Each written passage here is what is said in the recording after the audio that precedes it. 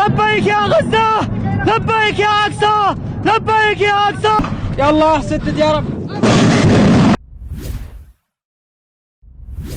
दोस्तों, इजराइल फिलिस्तीन के बीच जंग जारी है और जंग के दौरान जो तीसरा मोर्चा यमन से खुला है उसने ताबड़तोड़ मिसाइलें, ड्रोन दागना जो है वो इजराइल के ऊपर शुरू कर दिया है।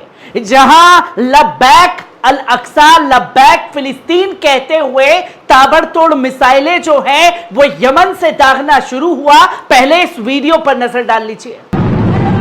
अल्लाहु अकबर, अल-मौत अमेरिका, अल-मौत इस्राइल, अल-लअनत अल यहूद, अन-नस्र इस्लाम। लब्बैक या गज़ा, लब्बैक या अक्सा, लब्बैक या अक्सा, लब्बैक या गज़ा। तो दोस्तों, आपने देखा ये वीडियो कि किस तरीके से नारे लगाए गए और नारे के दौरान जो एक जोश, एक गुस्सा खास तौर पर यमन के लोगों में देखने को मिला, जो बीते 25 दिन से लगातार इजरायली सैनिकों द्वारा फिलिस्तीन में नरसंहार किया जा रहा है। और फिर इसके बाद किस तरीके से रॉकेटों की और मिसाइलों की बौछार देखने को मिली है, पहले इस वीडियो पर नजर डालिए। या अल्लाह सद्दद या रब।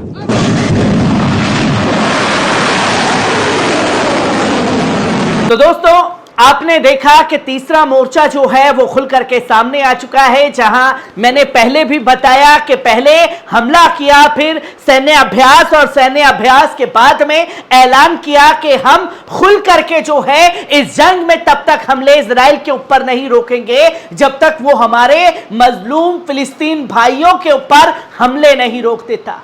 ये तमाम तस्वीरें जो हैं वो दुनिया भर के सामने आई और सवाल खड़े हो गए इजराइल जो नरसंहार कर रहा है उसे लेकर के। और जब यमन ने खुल करके ये ऐलान कर दिया, ऐलान के बाद में सुबह भी एलियट शहर जो इजराइल का, उसके ऊपर मिसाइलें दागी गई और मिसाइलें जब दागी गई तो तमाम चीजें सामने थी। अब 3 मोर्चे पर इजराइल को यह जंग लड़नी पड़ रही है। पहला हमास, दूसरा लेबनान से हिजबुल्लाह, अब तीसरा जो है वो यमन की सेना खुल करके सामने है। जहां खौफ इस कदर बैठा है इजराइल के दिल में कि उसने लाल सागर पर अपने जो लड़ाकू जहाज हैं, पानी के जहाज, उसे तैनात कर दिया है। खौफ किस कदर है, पहले इस वीडियो पर नजर डालिए। आपने देखा कि किस कदर जो है लाल सागर में ये तमाम जहाज को तैनात किया गया है ताकि यमन से आ रही मिसाइलों को रोका जा सके।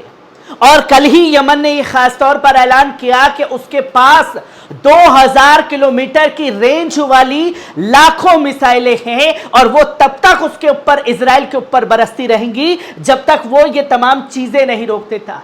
जहां आप ये साफ तौर पर देख सकते हैं कि कैसे ये हमला किया गया, जहां Iran backed Houthis publish first video of missile drone attack to Israel, जो लगातार तमाम चीजें सामने आई। जैसे कि पहला वीडियो खुद यमन ने पब्लिश करके ये बताया कि हम हमले के लिए पूरी तरीके से तैयार हैं। जहां विद्रोहियों ने पहला वीडियो प्रकाशित किया और कुछ इजरायली वायु रक्षा प्रणालियों द्वारा, लड़ाकू जेट द्वारा रोक दिया गया था, जबकि कम से कम एक जॉर्डन के रेगिस्तान में जाकर के गिरा, जहां यह दावा किया गया कि उसने इस ड्रोन को रोक दिया। तमाम मिसाइलें जो दागी गई उसे रोकने का काम जो है वो इजराइल द्वारा किया गया है।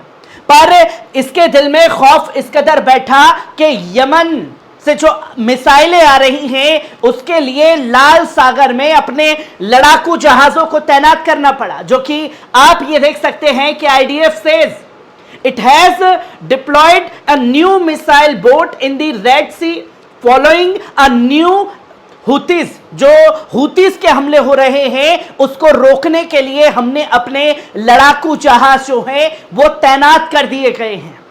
अब ये उस इजराइल का डर सामने आ रहा है जो वो ये कहता था कि किसी से नहीं डरता।